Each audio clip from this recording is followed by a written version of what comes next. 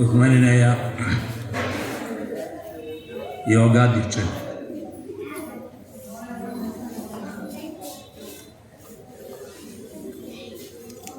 Aji Pachira SMCയുടെ chairman, ഇവിടെ സർഗപ്രഭാഷണം നടത്തിയ ഈ വേദിയിലെ പ്രധാനപ്പെട്ട വ്യക്തിയായിട്ടുള്ള പ്രശസ്തനായ സിനിമാ താരം മണികണ്ഠൻ തോന്നിക്കൽ, ഇവിടെ സന്നിഹിതനായിട്ടുള്ള പ്രശസ്തനായ കവി, അധ്യാപകൻ Siddique Zubair, headmistress Sheeba teacher,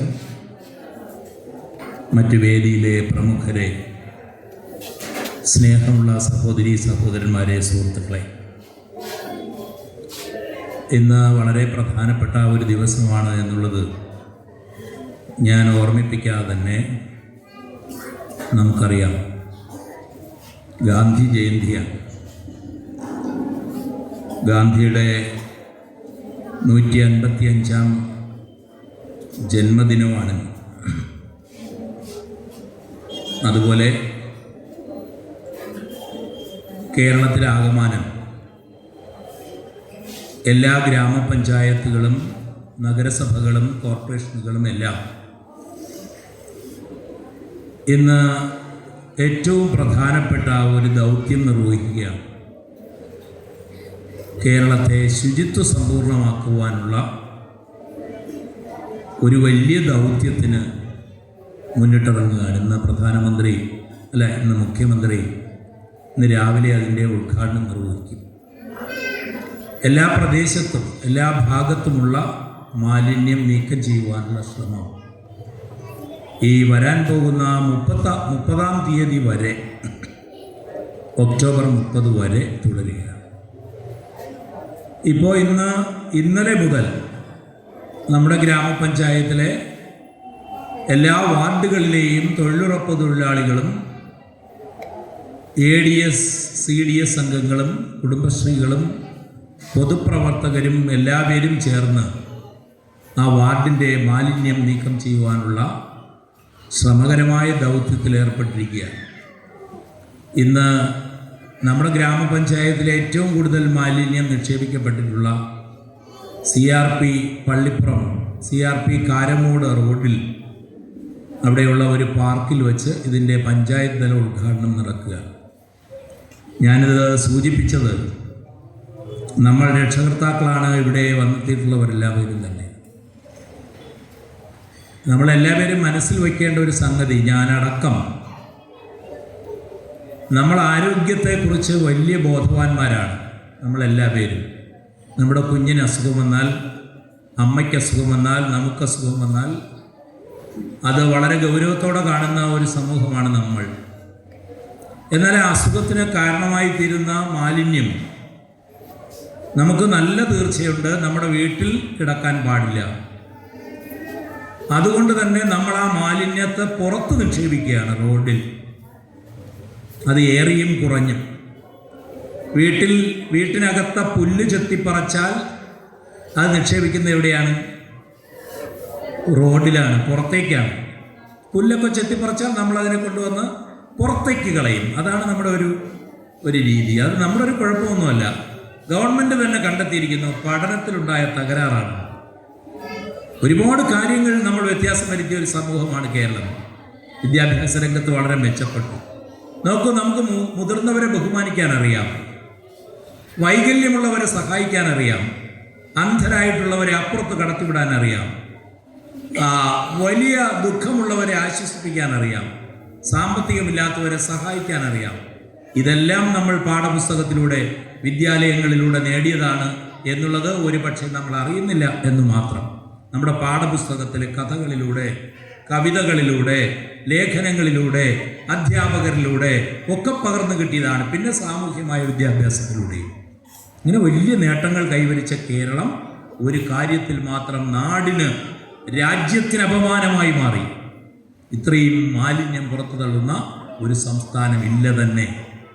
ഇപ്പോൾ ഏത് ഭാഗത്തേക്ക് നടന്നാലും ആ കീഴാവൂർ ഭാഗത്ത് അണ്ടൂർക്കുടത്ത് നിന്ന് കീഴാവൂരേക്ക് പോകുന്ന പാച്ചറ അല്ല എന്താണ് ഒരു റോഡുണ്ടല്ലോ, എൻ്റെ പേര് ഞാൻ മറന്നുപോയി. ആ റോഡ് അണ്ടൂർക്കുടത്ത് നിന്ന് നേരെ എന്താണ് ആ റോഡിൻ്റെ പേര് ഏതാണ്? ആ താഴേക്ക് MLA റോഡല്ല, ആ താഴേക്ക് വയലിലൂടെ പോകുന്ന ഒരു റോഡ്, അതിൻ്റെ പേര് ഞാൻ പെട്ടെന്ന് മറന്നുപോയി. ആ റോഡ് എന്താണ് അജി അതിൻ്റെ പേര്? ആ ചേമ്പാല റോഡ്. മനുഷ്യന് കടന്നു പോകാൻ പറ്റാത്ത വിധത്തിൽ ഇന്ന് ആ പാവപ്പെട്ട സഹോദരിമാർ നിന്ന് വൃത്തിയാക്കുകയാണ്. അവർ ഇപ്പോൾ ഇടയ്ക്ക് എന്നെ വിളിച്ചു പറഞ്ഞ് ഞങ്ങൾക്ക് നാളെ എലിപ്പനി വന്ന് കിടന്നില്ലെങ്കിൽ ഭാഗ്യം എന്നാണ്. അപ്പോൾ തന്നെ ഡോക്ടറെ വിളിച്ചു പറഞ്ഞു. ഡോക്ടറും സംഘവും അങ്ങോട്ടേക്ക് പുറപ്പെട്ടിട്ടുണ്ട്. അവർക്ക് മുൻകരുതൽ എന്ന നിലയിൽ ഗുളിയും മറ്റുമൊക്കെ കൊണ്ടെത്തിക്കാനായിട്ട്. അപ്പോൾ അത്രമേൽ നമ്മളതിനെ മോശപ്പെടുത്തി മലീമസപ്പെടുത്തി നാടിനെ മുഴുവൻ വൃത്തിഹീനമാക്കി മാറ്റി ഞാനും നിങ്ങളും എല്ലാവരും ചേർന്നു. അതാണ് ഞാൻ പറഞ്ഞത്, ഏറിയും കുറഞ്ഞും അളവിൽ നമ്മൾ മാലിന്യം പുറത്തേക്ക് നിക്ഷേപിക്കുന്നവരാണ് നമ്മളെല്ലാം. അതുകൊണ്ടാണ് ഞാൻ വീട് ചെത്തിപ്പറിക്കുമ്പോൾ പുറത്തേക്ക് ആ ചവർ കൊണ്ട് കളയുന്ന കാര്യം പറഞ്ഞത്. അത് സന്ദർഭവശാൽ പറഞ്ഞു എന്നുള്ളതേ ഉള്ളൂ. ഇന്നത്തെ പ്രാധാന്യം വെച്ചുകൊണ്ട് ഇന്ന് ഇവിടെ ഏറ്റവും ശ്രദ്ധേയമായ മഹനീയമായ അത്യന്തം ശ്ലാഘനീയമായ ഒരു കർമ്മം നിർവഹിക്കപ്പെടുകയാണ്. സർഗലയം. ഞാൻ പഞ്ചായത്ത് കഴിഞ്ഞ ദിവസം വിദ്യാഭ്യാസ സ്റ്റാൻഡിംഗ് കമ്മിറ്റി നടന്നു. അവിടെ ഞാനത് വിശദീകരിച്ചു. എന്താണ് എത്ര പ്രതിഭാധനമായ ഒരു പരിപാടിയാണ്. ഷീബ ടീച്ചറിന് ഇന്ന് വീട്ടിലിരിക്കാവുന്ന ദിവസമാണ്. ഞാനിങ്ങോട്ട് വന്നപ്പോൾ ഞാനും നവാസും കൂടി പങ്കുവയ്ക്കുകയായിരുന്നു. ഞങ്ങളുടെ പഞ്ചായത്ത് ഓഫീസിൽ ഇന്ന് ഒരു ജീവനക്കാരൻ വന്നില്ല. പഞ്ചായത്ത് ഓഫീസിൻ്റെ ഫ്രണ്ടിൽ ഇന്ന് പാവപ്പെട്ട സഹോദരിമാർ ചേർന്ന് വൃത്തിയാക്കുക. ഒരു മനസ്സ് അല്ലെങ്കിൽ നമ്മുടെ മനസ്സിനകത്ത് ഒരു ചിന്തയുണ്ടാവണം. ഞാൻ ഇരിക്കുന്ന ഇടം, ഞാൻ സഞ്ചരിക്കുന്ന വഴി, ഞാൻ താമസിക്കുന്ന ഇടം പോലെ എൻ്റെ സ്വന്തമാണ് എന്ന ചിന്ത വരാത്തിടത്തോളം കാലം ഇങ്ങനെയേ സംഭവിക്കൂ. അതിന് മറിച്ച് ഒരു സമൂഹമാണ് ആലിമ്മൂട് LPSലുണ്ട് എന്നുള്ളതാണ് ഞാനത് അത്യന്തം ശ്ലാഘനീയമാണ് എന്ന് പറയാൻ കാരണം. ഈ അധ്യാപകർക്കെല്ലാം വീട്ടിലിരിക്കാമായിരുന്നു. നോക്കൂ, ഈ വിദ്യാലയങ്ങളെല്ലാം നമുക്കിന്ന് കാണുന്ന പൊതുവിദ്യാലയങ്ങളെല്ലാം പൊതുവിദ്യാലയങ്ങളായിരുന്നില്ല. ആരുടെയോ മനസ്സിലുണ്ടായ ഒരാശയമാണ് കണിയാപുരത്ത് ആലുംമൂട്ടിൽ ഒരു സ്കൂൾ ഉണ്ടാവണം. ആരുടെയോ മനസ്സിലുണ്ടായ ഒരു കുരുത്തക്കേടാണ്. അത് പലരിലേക്ക് പങ്കുവച്ചപ്പോൾ ഒരു മനസ്സോടെ അവർ ഇറങ്ങിത്തിരിച്ചപ്പോൾ ഇവിടെ ഒരു വിദ്യാലയത്തിനുള്ള കോപ്പുകൂട്ടലായി, ഒരു വിദ്യാലയത്തിനുള്ള സാഹചര്യം ഒരുങ്ങലായി. അങ്ങനെ ഒരു വിദ്യാലയം ചെറുതായി തുടങ്ങി. ഇങ്ങനെയല്ലല്ലോ ഈ വിദ്യാലയം. ഇത് തുടങ്ങിയ കാലം അത് കുറേ വ്യക്തികളുടേതായി തുടങ്ങി. അത് ഗവൺമെൻറ്റിലേക്ക് കൈമാറുന്നത് വരെയും ഇത് തുടങ്ങിയ കാലത്തിൻ്റെ ചരിത്രം പരിശോധിച്ച് നോക്കൂ. അതിവിടെയെന്നല്ല, ഏറ്റവും വളരെ ഉയർന്ന നിലയിൽ പ്രവർത്തിക്കുന്ന എല്ലാ വിദ്യാലയങ്ങളുടെയും ചരിത്രം പരിശോധിച്ചാൽ മതി. ഇതെല്ലാം വ്യക്തി അധിഷ്ഠിതമായ വിദ്യാലയങ്ങളാണ്. രാവിലെ ആളുകൾ ഉണർന്നാൽ ആദ്യം ചെയ്യുന്നത് നമ്മുടെ പള്ളിക്കൂടത്തിലേക്കൊന്ന് പോയി നോക്കാം എന്ന് പറഞ്ഞുകൊണ്ട് വരില്ലായിരുന്നു. എല്ലാ പേരും വരും. ആ പ്രദേശത്തെ ആ സമൂഹത്തെ മുഴുവൻ പേരും എൻ്റെ സ്കൂളിലേക്ക് വരിക. ആ സ്കൂളിൽ എന്തുണ്ട് വിശേഷം? ഒന്നിനും വേണ്ടിയിട്ടല്ല. വരുന്നവരെ നോക്കി അവിടുത്തെ പഠിപ്പിക്കുന്ന അധ്യാപകർ നമസ്തേ പറയും, അവരെ സ്വീകരിക്കും, എന്തുണ്ട് വിശേഷമെന്ന് ചോദിക്കും. അപ്പോൾ അവർ അങ്ങോട്ട് ചോദിക്കും, ടീച്ചറെ ഞങ്ങൾ എന്തെങ്കിലും സഹായം അങ്ങോട്ട് ചെയ്യേണ്ടതുണ്ടോ? അങ്ങനെ കൊടുത്തും വാങ്ങിയും ആ വിദ്യാലയം പുഷ്ടിപ്പെട്ടു, വിദ്യാലയം സമൃദ്ധമായി.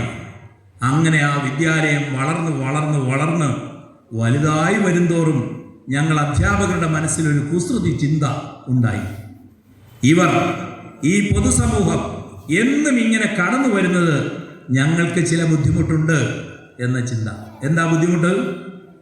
ഞങ്ങൾ എല്ലാ ദിവസവും പഠിപ്പിക്കുന്നുണ്ടോ എന്നവർ നോക്കുന്നു, എല്ലാ ദിവസവും വരുന്നുണ്ടോ എന്നവർ നോക്കുന്നു, കുട്ടികളെ പഠിപ്പിക്കുന്നുണ്ടോ എന്നവർ നോക്കുന്നു, കുട്ടികളുടെ സാഹചര്യങ്ങൾ എന്നവർ നോക്കുന്നു, ആ പള്ളിക്കൂടത്തിൽ എന്തെല്ലാം നടക്കുന്നു എന്നവർ പരിശോധിക്കുന്നു എന്ന ചിന്ത വളർന്നു വന്നപ്പോൾ ഞങ്ങൾ അധ്യാപകർ അവരെ മെല്ലെ അകറ്റാൻ തുടങ്ങി. എങ്ങനെ അകറ്റി? കയറി വരുന്നവരെ വണങ്ങാതിരുന്നു, കയറി വരുന്നവരെ സ്വീകരിക്കാതിരുന്നു, കയറി വന്നവരോട് എന്തിനു വന്നു എന്ന് ചോദിക്കാതിരുന്നു. അങ്ങനെ മെല്ലെ മെല്ലെ മെല്ലെ മെല്ലെ മെല്ലെ മെല്ലെ ആ സമൂഹം അകന്നകന്നകന്നകന്ന് പള്ളിക്കൂടത്തിൽ നിന്ന് അകന്നുപോയി. അതോടെ നമ്മുടെ പള്ളിക്കൂടത്തിൻ്റെ, നമ്മുടെ വിദ്യാലയത്തിൻ്റെ ആത്മാവ് നഷ്ടപ്പെട്ടു. ആ ആത്മാവിനെ തിരിച്ചു പിടിക്കാനുള്ള ശ്രമം ഷീബ ടീച്ചറിൻ്റെ അടുത്ത് അധ്യാപകരും നടത്തി എന്ന് പറയുന്നതാണ് ഏറ്റവും പ്രശംസനീയം. ഈ അധ്യാപകരോട് പറയുന്നു, ഈ അധ്യാപകർ ഒരുമിച്ച് ചേർന്ന് പറയുന്നു, നിങ്ങൾ പൊതുസമൂഹമേ വരൂ, ആലുംമൂട് LPS വരൂ. ഇത് നിങ്ങളുടെ പള്ളിക്കൂടമാണ്, ഇത് കുട്ടികളുടെ പള്ളിക്കൂടമല്ല. നിങ്ങൾക്ക് കളിക്കാനും ചിരിക്കാനും നിങ്ങളുടെ കലാപരമായ ആശയങ്ങൾ പങ്കുവയ്ക്കാനും നിങ്ങൾക്ക് പരസ്പരം മത്സരിക്കാനും ഉള്ള ഇടം ഇതാണ്. നോക്കൂ, എത്ര മഹനീയമായ ആശയമാണെന്ന്. ഇനി അവർ ഒരുപക്ഷെ അടുത്ത് ചെയ്യുന്നത് ഈ പൊതുസമൂഹത്തിൻ്റെ കലോത്സവം കൂടി ഇവിടെ നടത്തുന്നതോടുകൂടി ആ പഴയകാല സങ്കല്പത്തിലേക്ക് ഈ വിദ്യാലയം എത്തും എന്നുള്ള കാര്യത്തിൽ സംശയമില്ല. അങ്ങനെ സംഭവിച്ചാൽ പിന്നെന്താ സംഭവിക്കുന്നത്?